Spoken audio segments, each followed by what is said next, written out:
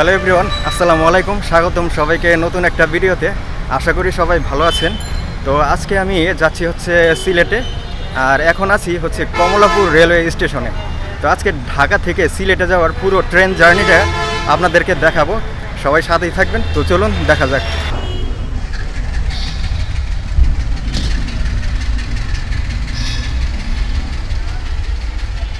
স্টেশনের মানুষের তেমন কোনো রাশ নেই, মনে হচ্ছে খালি। যেমনটা ভেবেছিলাম তেমনটা না। ঈদের পরে যেমন মানুষের আসা যাওয়ার ভিড় থাকার কথা তেমনটা নেই এখন আজকে।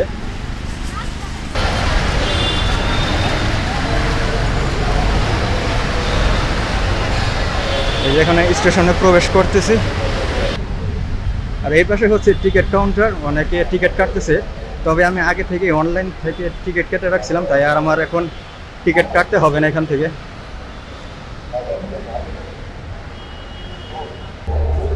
এখান দিয়ে অনেক মানুষ যাচ্ছে আসতেছে।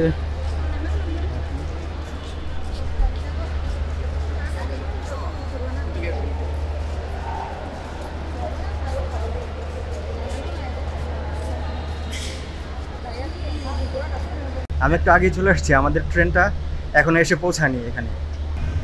এখান দিয়ে অনেক মানুষ যাইতেছে আসতেছে, আবার অনেকে বসে আছে, তবে যেমনটা ভেবেছিলাম ভিড় হবে তেমনটা দেখছি না।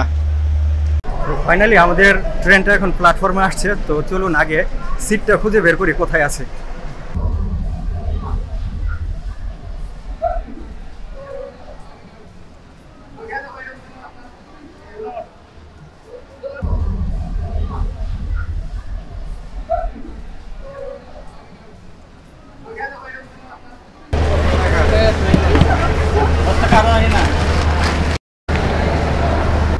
ট্রেন ছাড়ার কথা 11টা 15-তে, কিন্তু এখন বাজে হচ্ছে 11টা 25, প্রায় 10 মিনিট লেট।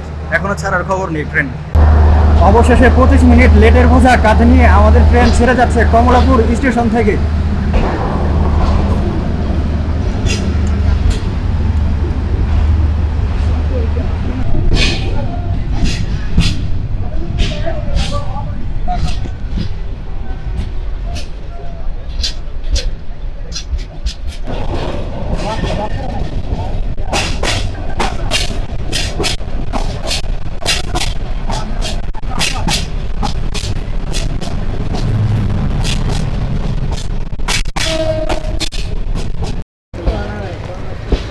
আমি যে ট্রেনটিতে ভ্রমণ করছি এটি হচ্ছে জয়ন্তিকা এক্সপ্রেস।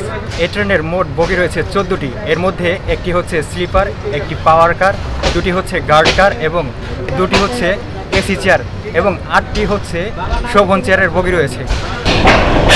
25 মিনিট লেট করে আমাদের ট্রেন এসে পৌঁছালো বিমানবন্দর রেলওয়ে স্টেশনে।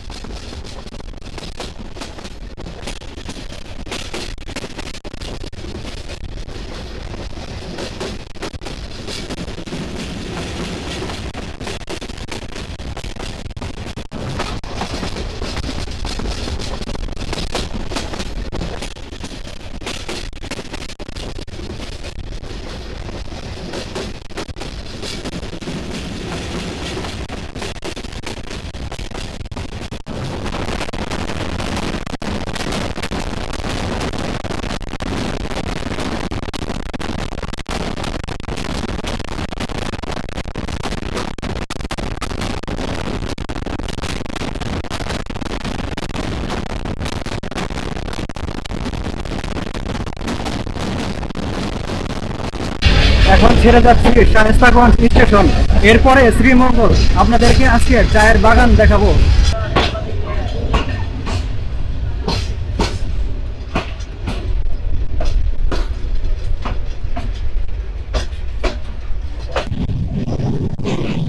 এখন যাচ্ছি চা বাগানের মধ্যে।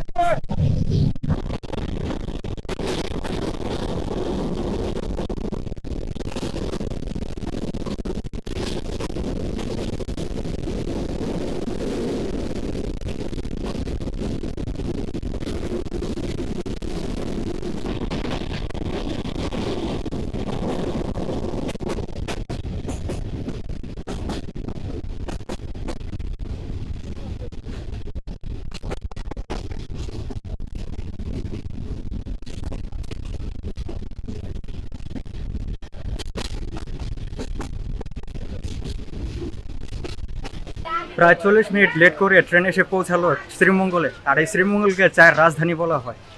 ট্রেনের বাসি পড়ে গেছে, এখন শ্রীমঙ্গল ছেড়ে ট্রেন যাচ্ছে সিলেটের উদ্দেশ্যে।